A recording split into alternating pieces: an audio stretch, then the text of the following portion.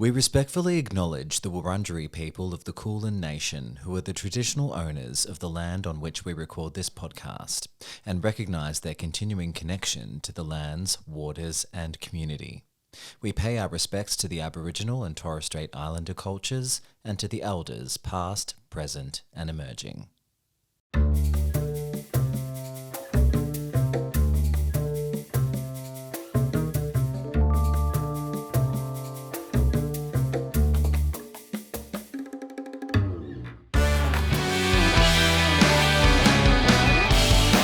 Well, hello and welcome back. It's another edition of We'll Get It in Post, a folk rock, alt rock country radio station show. There's something about that tune that really gets me going. Last week we used that tune ironically. Yeah. But, you know, it's always that fine line with irony. It's awful to mix as well. It's going to be awful again because we're going to come out of the normal theme tune into this weird. But we've used it twice now. Yeah, so. and so it's sticking. Yeah, it's sticking. Hey, thanks for joining us. We're here with another episode of this show reviewing some of the films that we expect to be at the Oscars this year. And by the time you're watching this, the Oscar nominations will be out. So you'll know better than we do what's actually up for the big awards. But the film that we're talking about today will most likely be really up there for Best Picture and a whole bunch of other awards, including acting ones. It's The Power of the Dog. Yeah. Yes. It is a powerful dog. It is a powerful, Yes. and you're the CGI dog that they have in this. The CGI It's dog. really something to behold. Yeah, So Yeah, it's sorry, very spoiler very alert, powerful Dom. Animal rights message film. yeah. Honestly, I haven't looked at the dog the same since. Of course, my co-hosts are here with me. It's Amy Bryans Hello, Dom. and it's Curtis Mason. Good evening. Hi, Curtis. Good evening. Well, Thanks for coming back. Thank you for having I us. really got to, I know it's been hard. So, with all the fame, I assume. From Yeah. the I thought you were going to first say couple because of COVID. episodes. Yeah. Are we Don't done mention using that it. as an excuse? Yeah. Yeah. No. Obviously. No. I haven't been doing much lately Yeah. Because of COVID, yeah. Yeah. Yeah, don't get much out of it. It's with year 3. Come on. Year 2? Year 3. We're in the It's been 5 we're years. in the third year of COVID. We're in the 10th year of COVID. Yeah. And honestly, I'm kind of loving it now. Yeah. We'll cut that. We'll get that in post. So let's talk a little bit about this film. I didn't know anything about it when I went into it. Me too. Yeah. What did you folks know about it? And then we'll get Jono to actually read the A setup. synopsis. Yeah. I knew nothing bar the hype behind it. I knew that it had already picked up quite a few nominations and a few awards, and it was flagged quite early on as a contender for potentially Best Picture, potentially Best Actor, Supporting Actor. So you watched it pretty recently then? Like in the last few months? Oh, yeah, in the last few months. Yeah. Absolutely. You watched it about 2-3 weeks ago? Yeah. I only watched it fairly recently. However, I went into it expecting to hate it, to be completely honest. Yeah. With a lot of these films that are made by Netflix or any of the streaming services that tend to get all this hype, I generally go in and think to myself, God, that was a big waste of my time. But I absolutely loved it. Yeah. I think I was the same though. I thought it was going to be a slog. Yeah. Just a slog. Yeah. And I think like Netflix films in particular have a blank check idea behind it where it's probably likely that they're going to indulge the director's every whim, which usually will make for a long film and sometimes not the best film. The Irishman. Yeah. Yeah, 100%. What about you, Aim? I went in actually quite excited, a little bit different to you guys. I wasn't aware of the hype as much as you two were, I think. I just knew that it was a Western, which is one of my favourite film genres. I knew that had Benedict Cumberbatch in it, who I like. Mm-hmm. And the kind of aesthetic and look of the film reminded me of There Will Be Blood, which is one of my favourite Paul Thomas Anderson films. So I was actually expecting it to be a bit of a There Will Be Blood. And it wasn't. Me too. Yeah, subverted that expectation. It subverted, I think, Western expectations in general. But anyway, I loved it. But, it wasn't what I expected. Let's go to Jono now, who's actually going to read the kind of setup of the film, and then we'll get into our review. Mm-hmm. So, according to Google, when you just look up The Power of the Dog, it says, a domineering rancher responds with mocking cruelty when his brother brings home a new wife and her son, until the unexpected comes to pass. Now, spoiler alert, the unexpected is the dog. Now, it's a CGI dog. very powerful. Yeah, it's really, and I honestly haven't seen anything quite like it in years. You have to watch it just for the CGI dog. Yeah. Yeah. I think Spider-Man's going to have a real contest on its technical categories. Yep.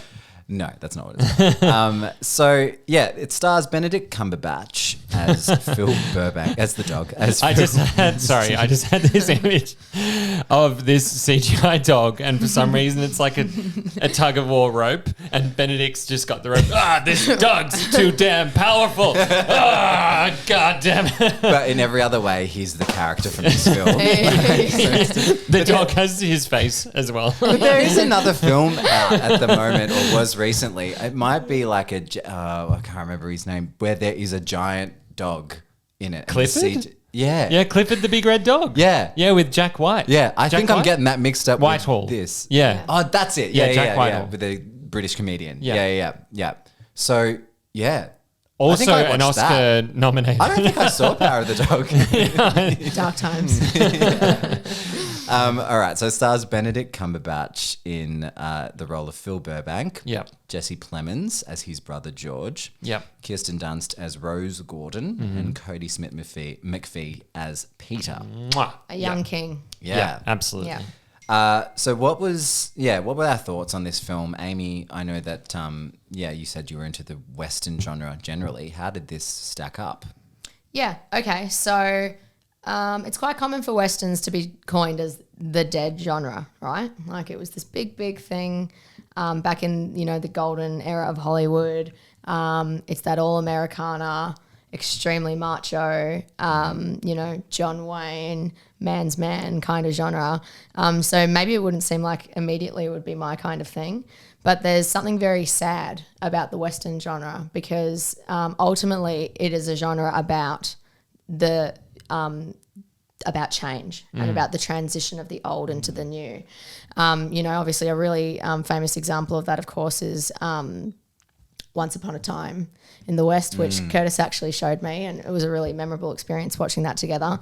And the background of the film, there's this train track being built and, the world pushing forward and moving on.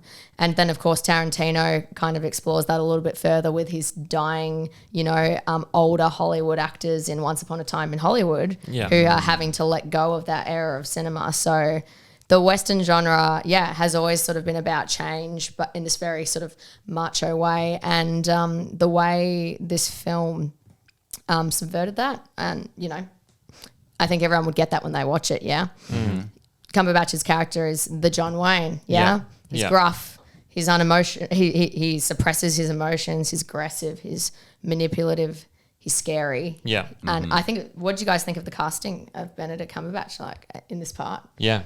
Fantastic. Yeah. Yeah. Not an expected. No, like choice. this is the first. I've seen him in a few things. I saw him in The Imitation Game. I think that was the first thing that I saw him in that I was like, okay, this is one of the actors of this generation of performers. Like And Eddie Redmayne. Yes. And they were both A bit of nominated a flash, the same a year, bit of I a flash think. in the pan. Sort of, he was nominated for The Theory of Everything, and Cumberbatch was nominated for The Imitation Game. Yeah. And so I just felt like, all right, this is the British actor, one of the British actors of the moment. He's meant to be really good, but his performance in that was wasn't the showiest, hugest sort of performance, and it seemed They get by on doing facial tics. and it seemed in line with, okay, yes, sure. Yeah. Yes, he did a very good job at that, and he's, great. But this really impressed me because it was a different part of his range. Absolutely. And I was really, really impressed. Me Utterly too. obsessed with him. I wasn't expecting. I don't mind Benedict Cumberbatch just because he's a kind of lovable guy. That's where I was before watching this. I never really thought of him anything as other than sort of a bit of an internet sensation for teenagers who love Sherlock Holmes. Funnily enough, even though I hate the film, probably my favourite role of his that I've seen before this was when he was the voice of Smaug in The Hobbit. Oh, yeah. He was really, really great. He's got a beautiful voice in that film, really good voice acting. But yes, this role. And speaking so of the good. voice, his voice was such a huge part of this, and it really drew my attention to how skilled he is. Yeah, definitely. At that part of his instrument, along with everything else. Yeah. The costumes, Yeah. the makeup, and the rest of his acting, what Yeah. he brought to the performance was certainly there. But the voice Yeah. really, really startled me. Yeah, I agree. absolutely. Just his whole character development and even the way that the character is written is just so intriguing, and leading back to that whole thing that you were saying about the Western and how it's all about the progression of the Western society.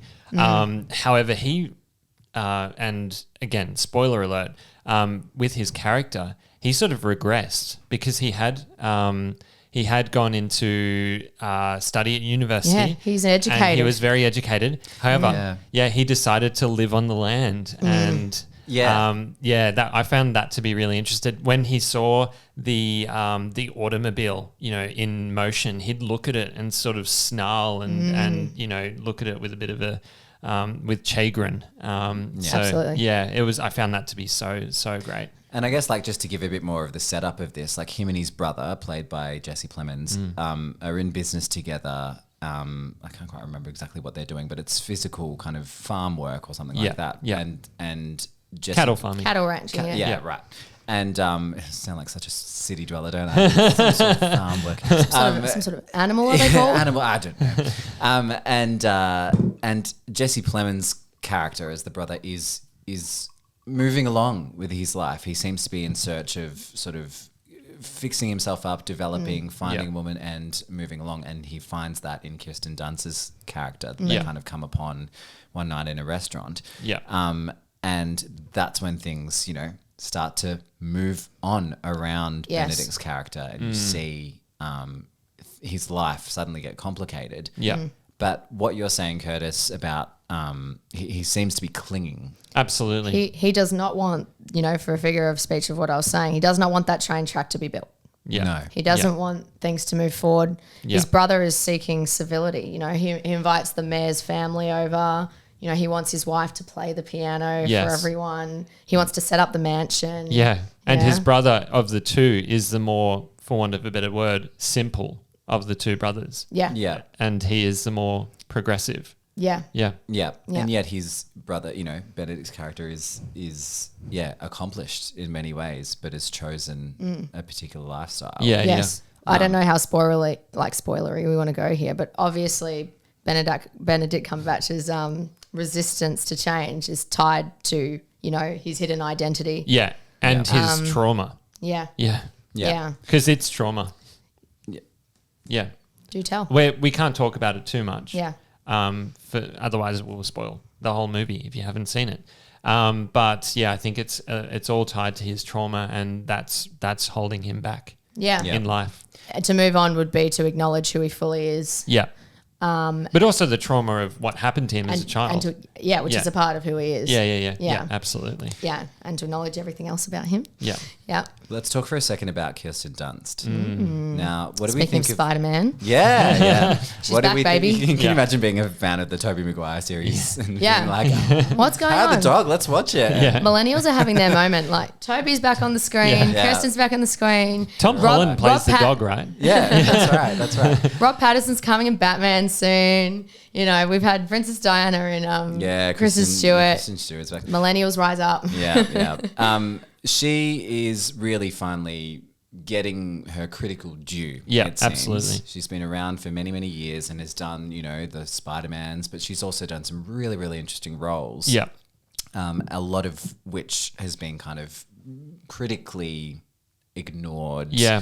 For many years. And now it seems to be, her time for a lot of acknowledgement from the industry. What did we think of her performance in this? You go, Kurt. I thought she was great. I really did. She looked great for the role. That sort of underdone makeup, her hair looking a bit wiry, and just her despondency and that She's just so vulnerable and fragile. Yeah, and how she falls into what eventually happens to her. She just did that so well and so understated. I really enjoyed watching her. Yeah. I really felt like you could feel the weight that she was carrying, like multiply through the whole film. Yeah. But from the opening scene, you could feel it. Yeah. The first time you see her on camera. She has you on edge Yeah. right away. Yeah, absolutely. She has you on edge. Yeah. I mean, the whole movie has you on edge, right? Yeah. And, you know, to go back to the genre that it is playing with, you spend so much of the film waiting for the tension to be broken, yeah? You're waiting for that showdown. Yeah. You know, and I say showdown specifically, you know, Yeah. that moment in the empty street with the two guns, you know, Yeah. you're waiting Yeah. for that Western moment, Yeah. which of course then brings in, you know, the other cowboy in the story, and that is the son. Yeah. Mm-hmm. And Dom? and really the way we've talked about it is sort of how these performances are structured, because he basically grabs the relay sports metaphor, grabs the baton, the relay baton, and takes that film into its last act and to its end. because Absolutely. he takes over at the end in a very surprising, unexpected way.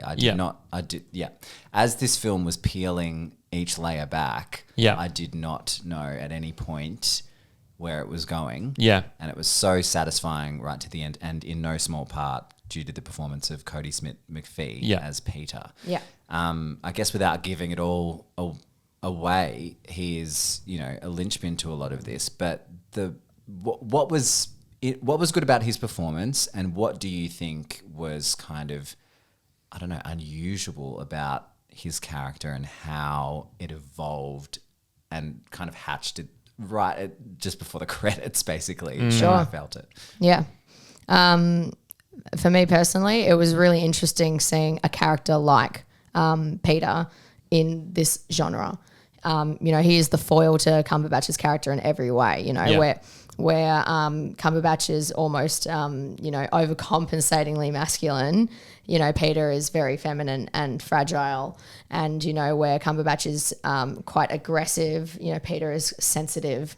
Yeah. And where Cumberbatch rejects, you know, sort of civilized life and education, Peter's studying to become a doctor. Yeah. But Peter does have a darkness to him in the same way Cumberbatch's character does, that slowly gets unpacked throughout the film. And I think you actually get hints of that very early on into the movie. Oh, yeah. Which is really fun. The boy is a psychopath. Yeah. Absolutely.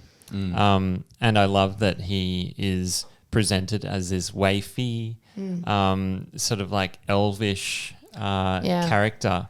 I just think of his clothes. Yeah. They just look so clean. And he's got those, looks are they like- the white shoes The on the white farm? shoes, Yeah. but it looks as if like he was like plucked off a street today Yeah. almost and put in that universe. Yeah. And it's so out of place. Yeah. Which is great because, as you know, we've been saying, you know, Cumberbatch's character is clinging to a time gone by, and this sort of gentle man from the future that is a lot more commonplace nowadays, but it wasn't back then, and certainly not in that genre. Is so interesting. So instead of, you know, one, you know, cowboy versus another cowboy and who's going to outman the other sort of thing, you've got these two ends of the spectrum, and how does that play out? Yeah. Yeah. Yeah. I think if you're listening to a podcast about The Power of the Dog, you've probably seen The Power of the Dog if you've listened to it this far.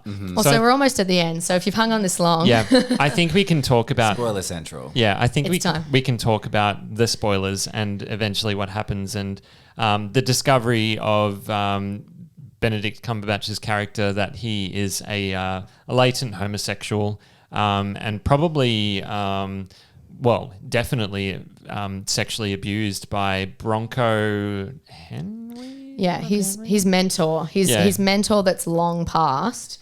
But right from, you know, the start of the film, Cumberbatch is constantly bringing up this dead mentor of his, you know, who raised him and taught him to be a cattle rancher. And they went camping in the mountains together. Whose saddle he leather conditions every single day and makes sure it's kept in the most pristine condition. But from the very beginning, Kodi Smit-McPhee's character just has it all over him. He knows exactly what his story is.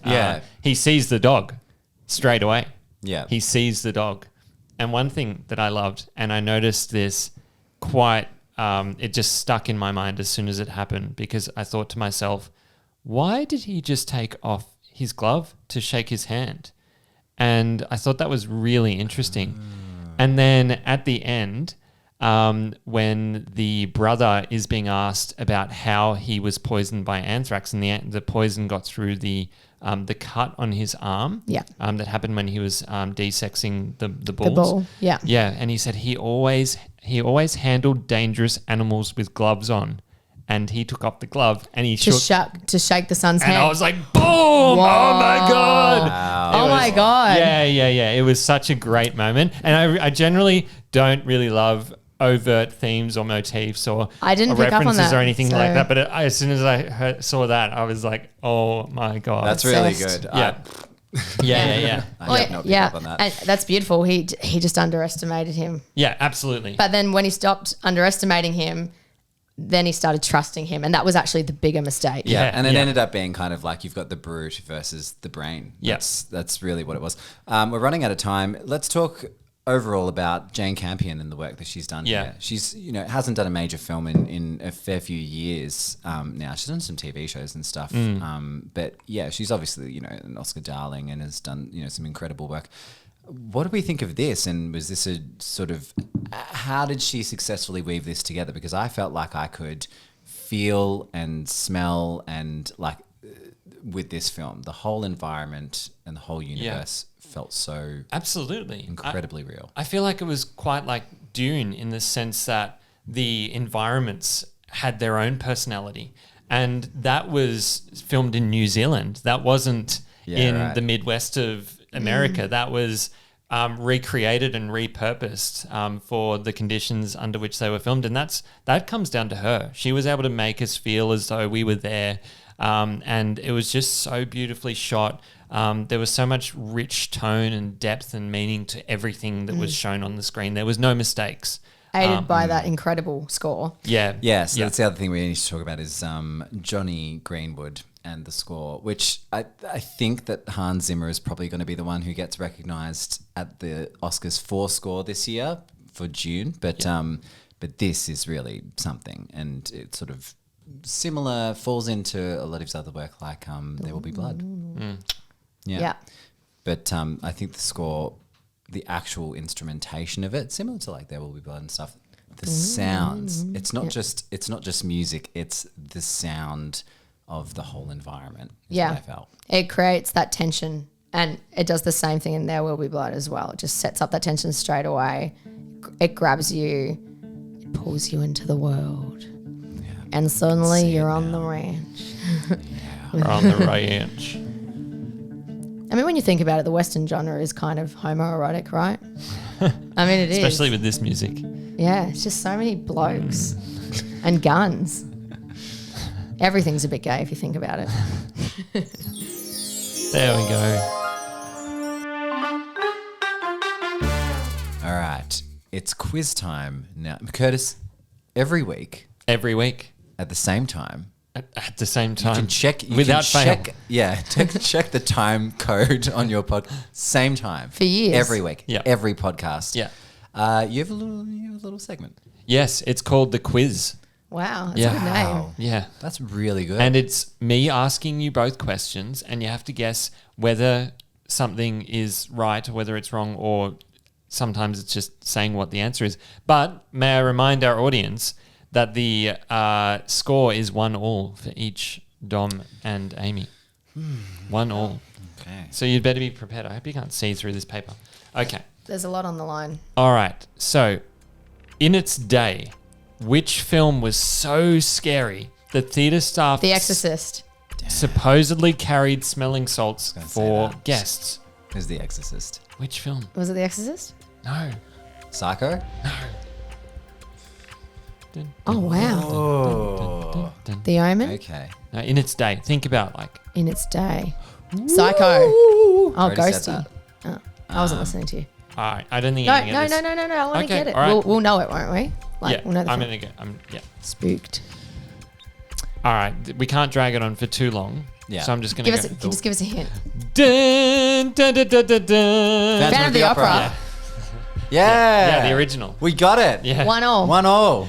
Although you could argue that it was. We got it in one. We got it. You could Got it. argue that it was the same in the 2002 Gerard Butler. Oh yeah. Time. Sharp. Okay.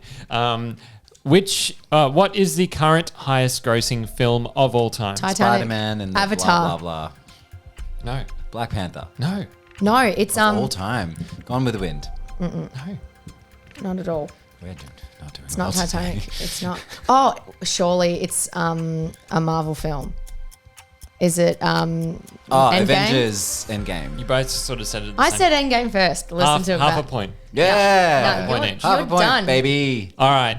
Okay. You'll get it in post. Best Picture nominated film has the most swear words? Bonus point if you can say how many swear words. Is it Actually, Jan- bonus 10 points. Is it Pulp Django Fiction? Unchained? Huh? No, you're in the same sort of genre, but no, It's not not Django genre. or No, Pulp? it's not a western. Sorry, just disregard what I said. I love westerns. Yeah, no, it's not a western. It's not Tarantino. Reservoir Dogs. No, it's not a Tarantino film. Okay.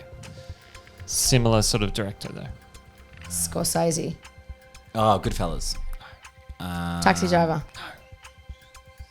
What are these other ones? Wolf of Wall Street. Yeah. Yes. All right, Amy, for a bonus 10 points. Wolfie. The bonus 10 points. Yeah, because how many swear words? 300. 715, baby. Wow. Yeah. Oh my Wow. gosh. Yeah. I feel like I'm betraying, many people, but I just love that film. I know I shouldn't, but I just love it. Oh wow. Sammy's in the lead.